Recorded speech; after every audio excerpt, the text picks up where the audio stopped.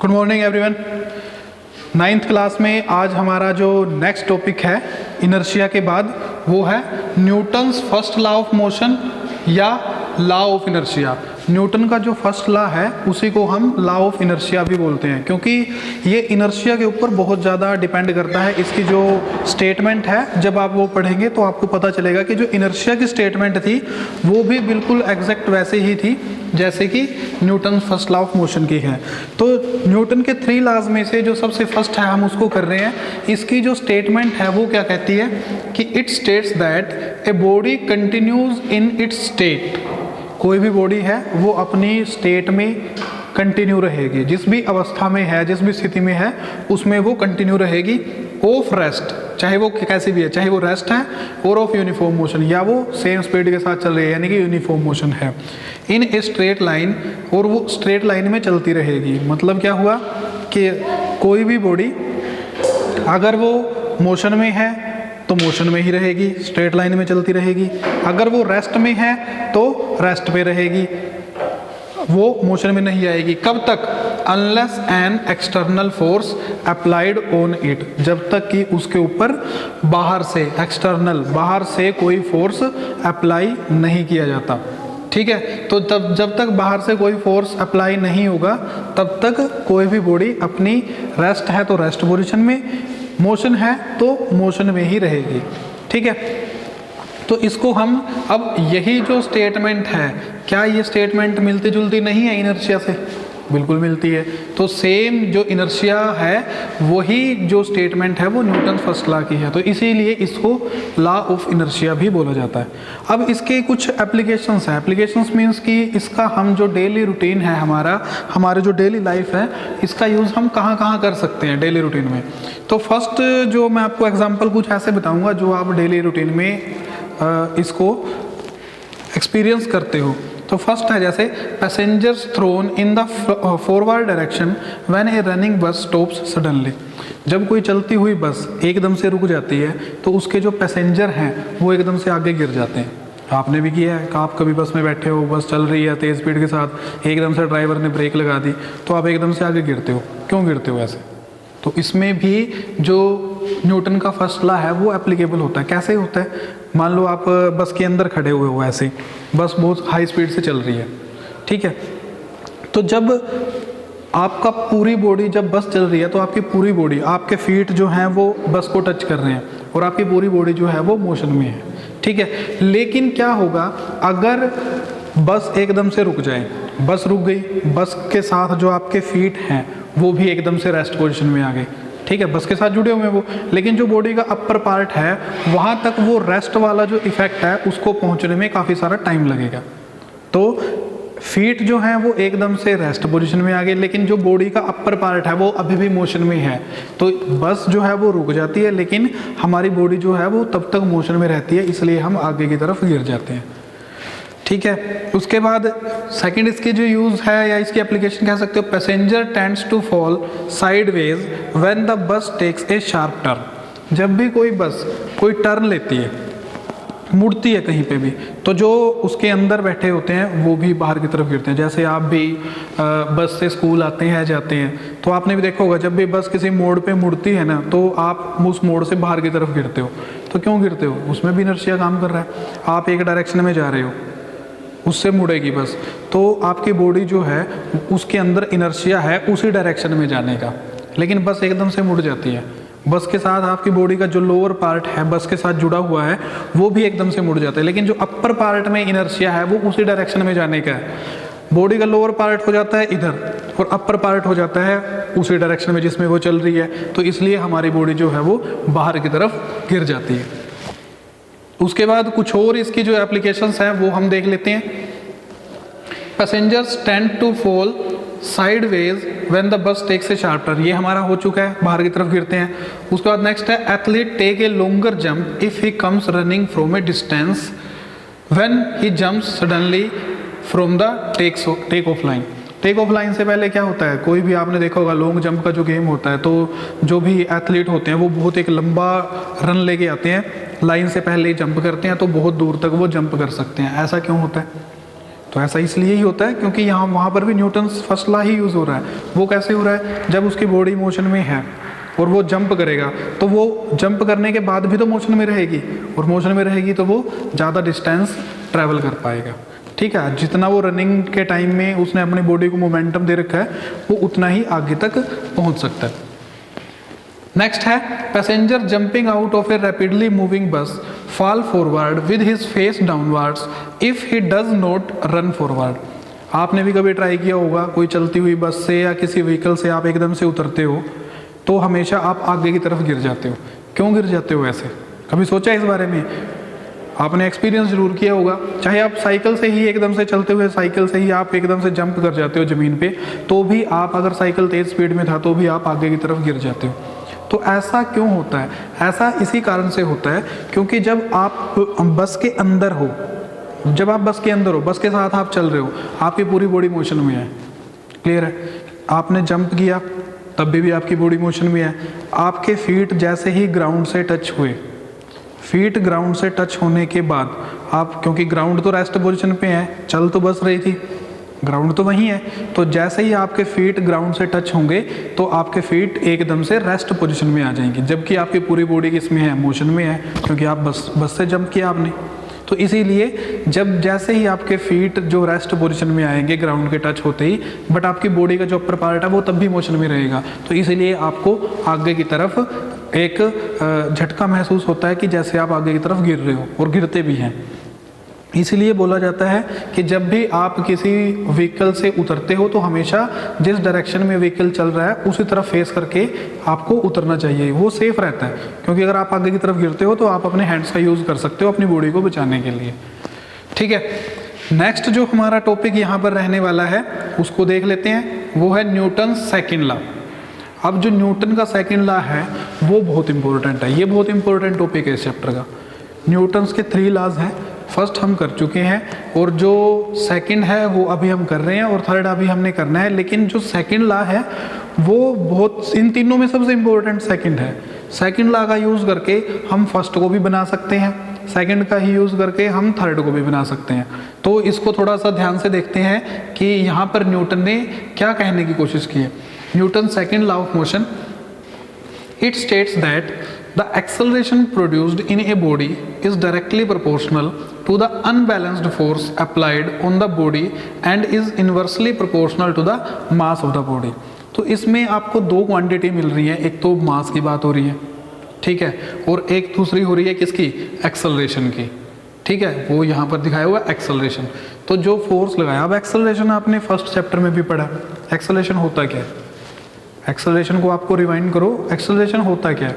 आपको बताया गया था कि जब भी कोई ऑब्जेक्ट चल रहा है उसकी वेलोसिटी में कोई चेंज होता है, मान लो वो 5 मीटर पर सेकंड की स्पीड से चल रहा है, उसको किसी ने फोर्स लगा दिया तो उसकी वेलोसिटी चेंज हो गई 8 मीटर पर सेकंड हो गई, तो क्या हुआ, वेलोसिटी में चेंज आया।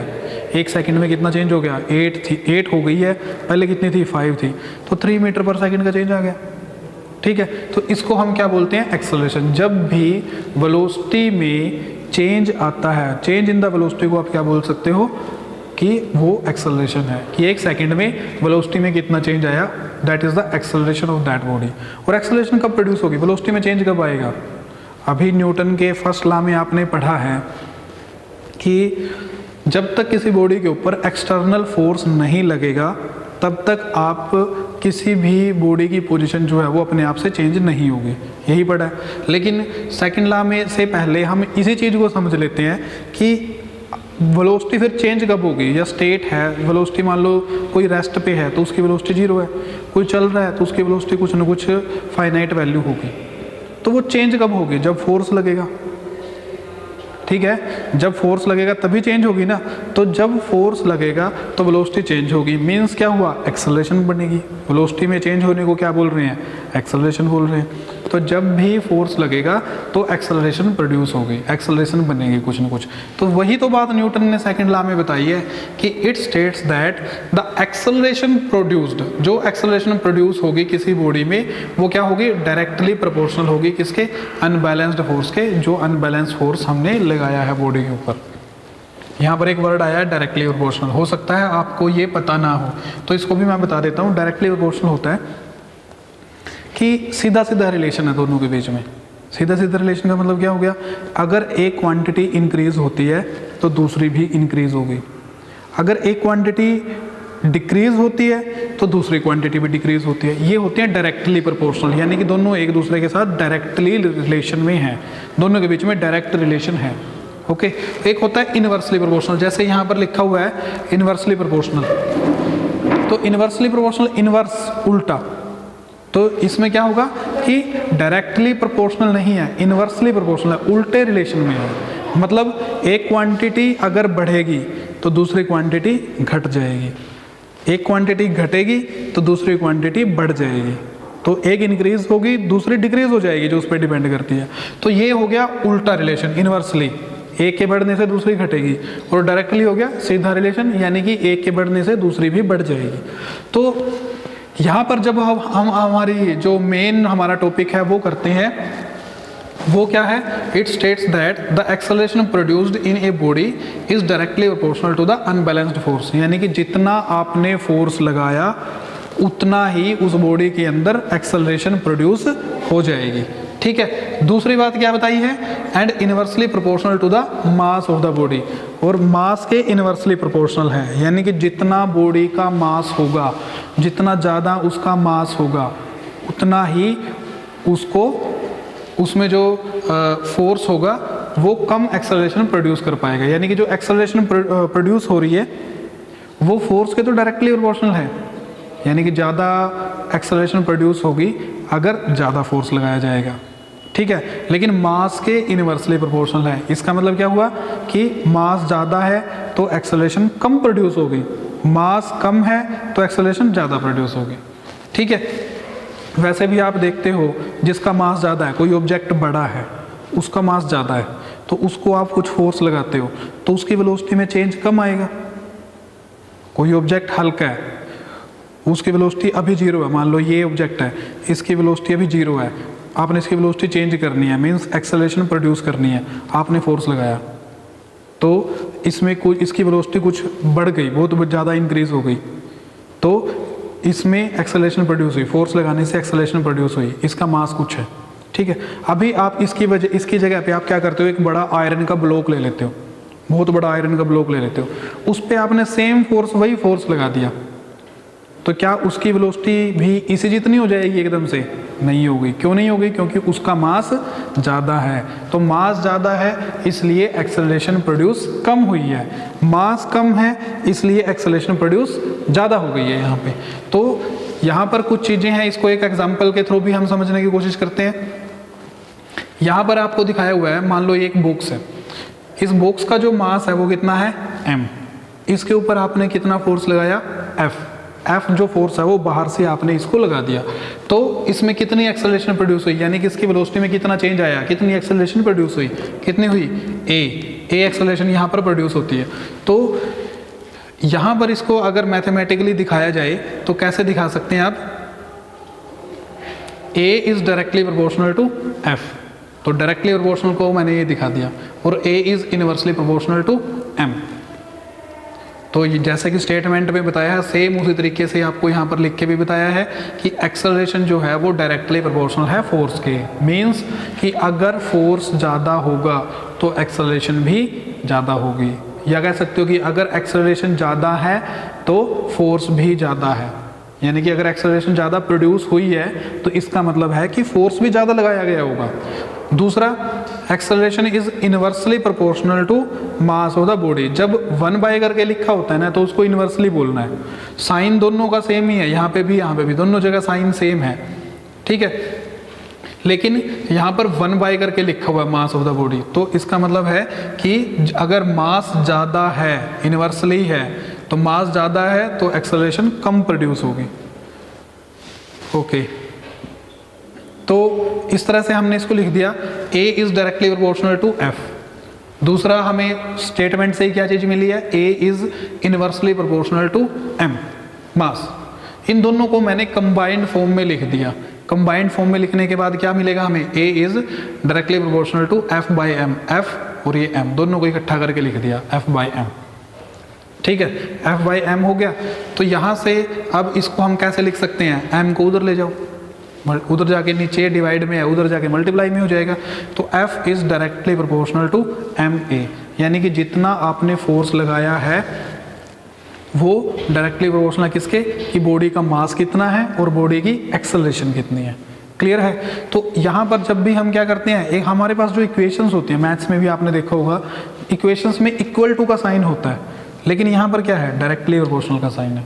तो जब भी हमें डायरेक्टली प्रोपोर्शनल के साइन को इक्वल में चेंज करना है तो हमें क्या करना पड़ेगा, एक कांस्टेंट ऐड करना पड़ता है। तो मैं भी सेम वैसे ही कर रहा हूँ, F एक डायरेक्टली प्रोपोर्शनल की जगह क्या आ गया, इक्वल आ गया, ठीक है। और इक्वल, और इसमें हमने क्या लगा दिया, K is a constant which is added because we are changing the sign directly proportional to equal. तो K यहाँ पर आ गया, उसके बाद ये M है, M लिख दिया, A है, बाकी सब कुछ सेम लिख दिया। तो F is equal to KMA यहाँ पर मिल जाता है। और ज़्यादातर केसेस में हम जो रूटीन वर्क में जितने भी डेली रूटीन के वर्क करते हैं उसमें जो कांस्टेंट K है उसकी वैल्यू 1 ही होती है। तो K इज इक्वल टू 1 कर देने से हमें क्या बनेगा, F is equal to MA, यानी कि force applied on the body is equal to the product of mass of the body and acceleration produced in the body. इन दोनों के प्रोडक्ट के इक्वल रहेगा जो फोर्स लगाया जाएगा किसी बॉडी के ऊपर, ठीक है। तो और दोनों की जो डायरेक्शन है वो भी सेम रहेगी। अब जैसे अभी आपको बताया, देखो ये कोई ऑब्जेक्ट है, इसके ऊपर मैंने फोर्स लगा दिया, इधर से फोर्स लगा दिया ऐसे उस तरफ, तो इसमें इसकी वेलोसिटी किस तरफ चेंज हुई, उसी तरफ चेंज हुई ना। जिस तरफ आपने फोर्स लगाया एक्सेलरेशन भी उसी डायरेक्शन में चेंज होगी, जिस तरफ हम फोर्स लगाएंगे उसी तरफ उसकी एक्सेलरेशन में चेंज आएगा। तो ये है न्यूटन का सेकंड लॉ। उसके बाद एक नई टर्म हम पढ़ते हैं जो आपने अभी तक नहीं पढ़ी है। एक न्यू टर्म हमारे पास आती है, क्योंकि न्यूटन्स का जो सेकंड लॉ है उसकी आपने जो अभी स्टेटमेंट पढ़ी है उसमें वो कंप्लीट नहीं हो जाता है, वो उसकी एक कह सकते हो कि एक ब्रांच है जस्ट। लेकिन अभी आपने इतना ज़्यादा भी नहीं पढ़ना है, लेकिन जो एक नई क्वांटिटी आएगी न्यूटन के सेकंड लॉ को हम इसके साथ भी जोड़ेंगे। तो वो कैसे जोड़ना है, पहले उस क्वांटिटी को देखते हैं। उसका नाम है मोमेंटम। मोमेंटम क्या होता है, quantity of motion contained in a body is called momentum of that body. Quantity of motion यानी कि किसी बॉडी के अंदर कितनी क्वांटिटी है कि वो अपने मास को लेके कुछ वेलोसिटी के साथ कितनी दूरी तक जा सकता है, that is the momentum of that body. तो इस मोमेंटम को हम रिप्रेजेंट करते हैं किससे, स्मॉल पी से। इस मोमेंटम को रिप्रेजेंट किया जाता है स्मॉल पी से। तो मोमेंटम का अगर हमने फॉर्मूला देखना हो तो मोमेंटम का फॉर्मूला क्या होता है, P is equal to mass into velocity. यानी कि कोई ऑब्जेक्ट है, suppose this is a object जिसका मास कितना है m, उसकी वेलोसिटी कितनी वेलोसिटी के साथ वो मूव कर रहा है, v वेलोसिटी के साथ। तो उसका जो मोमेंटम बनेगा वो कितना हो जाएगा, मास मल्टीप्लाई बाय इट्स वेलोसिटी। और इसको रिप्रेजेंट कर दिया हमने P से, तो P is equal to mass of the body multiply by the velocity of the body. और अगर इसकी क्वांटिटी कैसी है, ये वेक्टर क्वांटिटी है, यानी कि मोमेंटम की भी एक पर्टिकुलर डायरेक्शन ही होगी, पर्टिकुलर डायरेक्शन में ही रहेगा मोमेंटम। अगर इसकी यूनिट की बात की जाए तो यूनिट क्या रहेगी इसकी, unit P is equal to m into v. तो m की यूनिट क्या है, किलोग्राम, और वेलोसिटी की यूनिट क्या होती है, मीटर पर सेकंड। तो मोमेंटम की यूनिट क्या बनेगी, किलोग्राम मीटर पर सेकंड, ठीक है। तो ये जो नई क्वांटिटी आपने पढ़ी है मोमेंटम, उसके बारे में कुछ ये टर्म्स हैं कि ये वेक्टर क्वांटिटी है। अगर इसकी यूनिट की